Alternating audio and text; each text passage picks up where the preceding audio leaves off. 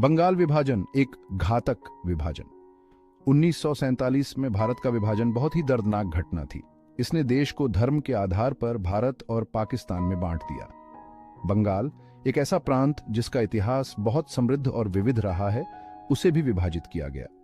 पूर्वी बंगाल पाकिस्तान का हिस्सा बन गया, जबकि पश्चिम बंगाल भारत में शामिल हो गया। इस विभाजन ने बहुत ज्यादा हिंसा, उथल पुथल और विस्थापन को जन्म दिया। लाखों लोग बेघर हो गए और अनगिनत लोग सांप्रदायिक हिंसा का शिकार हुए। विभाजन के बीज अंग्रेजों के फूट डालो और राज करो की नीति ने बोए थे। इसने धार्मिक समुदायों के बीच फूट डाली, जिससे अविश्वास और नफरत फैली। 1946 तक बंगाल में तनाव बहुत बढ़ गया था। मुस्लिम लीग, जो मुसलमानों के लिए एक अलग देश चाहती थी, उसने एक अलग मुस्लिम राज्य की मांग के लिए सीधा कार्रवाई दिवस, डायरेक्ट एक्शन डे मनाया। इसने बड़े पैमाने पर दंगे और अराजकता फैलाई और कलकत्ता शहर इसकी चपेट में आ गया। अगस्त 1946 में कलकत्ता की सड़कें सांप्रदायिक हिंसा का अखाड़ा बन गईं। जो दिन डायरेक्ट एक्शन डे के रूप में शुरू हुआ, वह जल्दी ही बड़े पैमाने पर हत्या, लूटपाट और आगजनी में बदल गया। इसे ग्रेट कलकत्ता किलिंग के रूप में जाना जाता है। एक भयानक घटना जिसने शहर को हिलाकर रख दिया और हजारों निर्दोष लोगों की जान ले ली।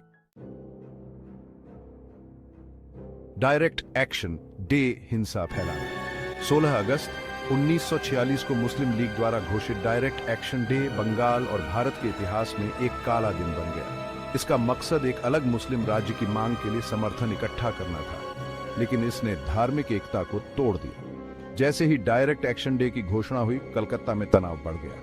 मुस्लिम लीग के नेता हुसैन शहीद सोहरावर्दी, जो आगे चलकर पाकिस्तान के प्रधानमंत्री बने, उन्होंने एक प्रदर्शन का आह्वान किया जो जल्दी ही हिंसा में बदल गया।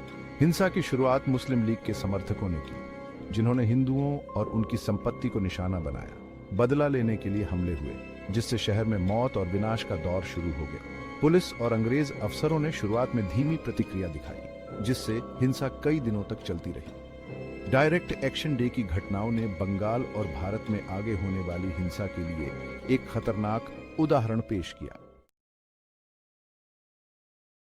ग्रेट कलकत्ता किलिंग, जो डायरेक्ट एक्शन डे के बाद शुरू हुई, मानव क्रूरता का भयानक रूप थी। कलकत्ता की सड़कों पर खून ही खून था, क्योंकि दंगाइयों ने हिंदुओं और मुसलमानों पर अंधाधुंध हमला किया। घरों और दुकानों को लूटा गया और जला दिया गया, जिससे शहर के एक बड़े हिस्से में तबाही और निराशा फैल गई। डर और अविश्वास के कारण पड़ोसी पड़ोसियों के खिलाफ हो गए और परिवारों को अपनी जान बचाने के लिए भागना पड़ा। उस समय बंगाल के मुख्यमंत्री हुसैन शहीद सोहरावर्दी पर दंगाइयों को भड़काने और स्थिति को नियंत्रित करने में नाकाम रहने का आरोप लगाया गया था।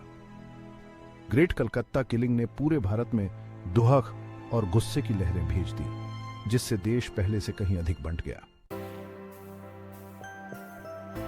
गोपाल पाठा एक उभरता हुआ नायक।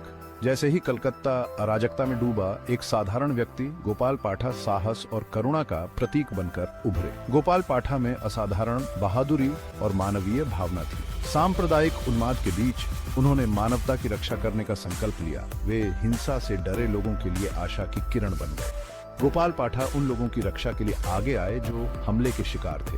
उन्होंने एक ऐसा आंदोलन शुरू किया जिसमें हिंदुओं और मुसलमानों दोनों को एक साथ लाया गया, जिन्होंने शांति की बात की और दंगाइयों का विरोध किया। उनके नेतृत्व ने अनगिनत लोगों को प्रेरित किया और उन्हें उन लोगों के खिलाफ आवाज उठाने का साहस दिया जो निर्दोषों को नुकसान पहुंचा रहे थे। सेक्शन 5, सुरक्षा और आश्रय प्रदान करना। गोपाल पाठा और उनके साथियों की सबसे पहली प्राथमिकता थी प्रभावित लोगों के लिए सुरक्षित घर और आश्रय देना। उन्होंने पूरे शहर में राहत शिविर स्थापित किए, जहां खाना, पानी, दवा और सुरक्षा दी जा रही थी। इन शिविरों ने न केवल लोगों की जरूरतों को पूरा किया, बल्कि उन्हें आशा और एकता का एहसास भी दिलाया। गोपाल पाठा ने यह सुनिश्चित किया कि शिविर सभी के लिए खुले हों, चाहे उनका धर्म कुछ भी हो। उनका मानना था कि सच्ची करुणा सभी भेदभावों से परे होती है। उनके नेतृत्व में स्वयंसेवकों ने घायलों की देखभाल की, जरूरतमंदों को खाना दिया और उन्हें सांत्वना और समर्थन दिया। गोपाल पाठा के प्रयासों ने अनगिनत लोगों की जान बचाई और जरूरतमंदों को मदद मुहैया कराई। सेक्शन 6, सुरावदी का जाल और उसकी विफलता। एक तरफ जहां गोपाल पाठा और दूसरे लोग शांति स्थापित करने और पीड़ितों की मदद करने में जुटे थे, वहीं दूसरी तरफ हुसैन शहीद सुहरावर्दी ने अपने बुरे इरादों को पूरा करने के लिए अशांति का फायदा उठाने की कोशिश की। सुहरावर्दी की योजना हिंदुओं को मारकर और उन्हें कलकत्ता से भगाकर इस क्षेत्र पर मुस्लिम राज स्थापित करना था। उन्होंने दंगाइयों को भड़काने और हिंदू घरों और दुकानों पर हमला करने के लिए उकसाने वाले भाषण दिए। हालांकि सुहरावर्दी की योजना गोपाल पाठा और उनके समर्थकों के साहस और दृढ़ संकल्प के आगे नाकाम रही। गोपाल पाठा की शांति की कोशिशों, धार्मिक सद्भाव के उनके संदेश और उनके नेतृत्व ने सुहरावर्दी की योजनाओं को विफल करने में महत्वपूर्ण भूमिका निभाई। कलकत्ता के लोगों ने, हिंदू और मुस्लिम दोनों ने, सुहरावर्दी के विभाजनकारी इरादों को सिरे से खारिज कर दिया। उन्होंने एकजुट होकर उसके शासनकाल के आतंक का विरोध किया। सेक्शन 7, मौन की क्रूरता। ब्रिटिश उदासीनता। ग्रेट कलकत्ता किलिंग के दौरान ब्रिटिश सरकार ने उदासीनता और निष्क्रियता दिखाई। हिंसा को रोकने के लिए तुरंत कदम न उठाने के कारण बहुत से लोगों का मानना था कि वे चुपचाप अशांति को बढ़ावा दे रहे हैं। ब्रिटिश अधिकारी स्थिति से निपटने के लिए तैयार नहीं थे या अनिच्छुक थे, और उनकी धीमी प्रतिक्रिया ने मौत और विनाश को और बढ़ा दिया। ये आम धारणा थी कि ब्रिटिश अपने फायदे के लिए देश को विभाजित करने के अपने लक्ष्य को पूरा करने के लिए अराजकता को बढ़ावा दे रहे हैं। हिंसा को रोकने के लिए हस्तक्षेप करने में उनकी विफलता ने उन घावों को और गहरा कर दिया जो उन्होंने पहले ही दिए थे, जिससे भारत के लोगों में गहरा आक्रोश और अविश्वास पैदा हुआ। गांधी की चुप्पी, एक बहरा सन्नाटा। ग्रेट कलकत्ता किलिंग के दौरान महात्मा गांधी की चुप्पी ने कई लोगों को हैरान और निराश किया। अहिंसा और सांप्रदायिक सद्भाव के प्रबल समर्थक इस मुश्किल घड़ी में उनकी चुप्पी को लेकर लोगों में व्यापक भ्रम और निराशा थी।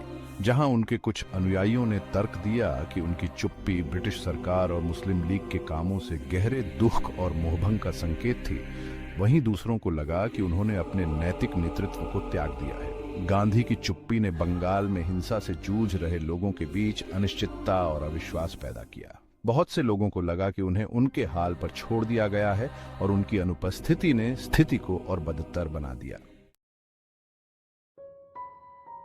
बिखरा हुआ बंगाल, विभाजन के निशान। ग्रेट कलकत्ता किलिंग ने बंगाल पर एक गहरा घाव छोड़ा, जिससे वहां का सामाजिक ताना बाना बिखर गया और सदियों पुरानी सांप्रदायिक सद्भाव की विरासत नष्ट हो गई। दंगों ने हिंदू और मुस्लिम समुदायों के बीच एक दीवार खड़ी कर दी, जिससे अविश्वास और शत्रुता पैदा हुई जो पीढ़ियों तक चली। हिंसा के बाद कलकत्ता, जो कभी संस्कृति और ज्ञान का केंद्र था, सांप्रदायिक तनाव और हिंसा से घिर गया। इस विभाजन ने बंगाल के लोगों के जीवन में बहुत बड़ा सामाजिक और आर्थिक बदलाव लाया। लाखों शरणार्थी जो अपने घरों और आजीविका से हाथ धो बैठे थे, उन्हें नए सिरे से जीवन शुरू करने के लिए संघर्ष करना पड़ा। शरणार्थी शिविरों में भीड़भाड़ और गंदगी थी, जिससे बीमारियां फैली। इस विभाजन ने बंगाल की अर्थव्यवस्था को भी तबाह कर दिया, क्योंकि व्यवसाय बर्बाद हो गए, व्यापार ठप हो गया और लाखों लोग बेरोजगार हो गए। गोपाल पाठा की विरासत, साहस और करुणा का प्रतीक। जहां ग्रेट कलकत्ता किलिंग ने मानव क्रूरता का सबसे बुरा चेहरा दिखाया, वहीं इसने गोपाल पाठा जैसे लोगों के साहस और करुणा को भी उजागर किया।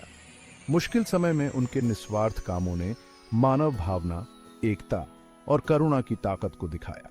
गोपाल पाठा की विरासत आज भी लोगों को मतभेदों को भुलाकर जरूरतमंदों की मदद करने और शांति और सद्भाव को बढ़ावा देने के लिए प्रेरित करती है।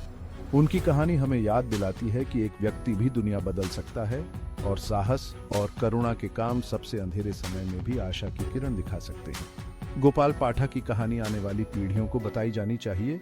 यह कहानी अहिंसा, करुणा और मानव गरिमा के प्रति उनके समर्पण की मिसाल है।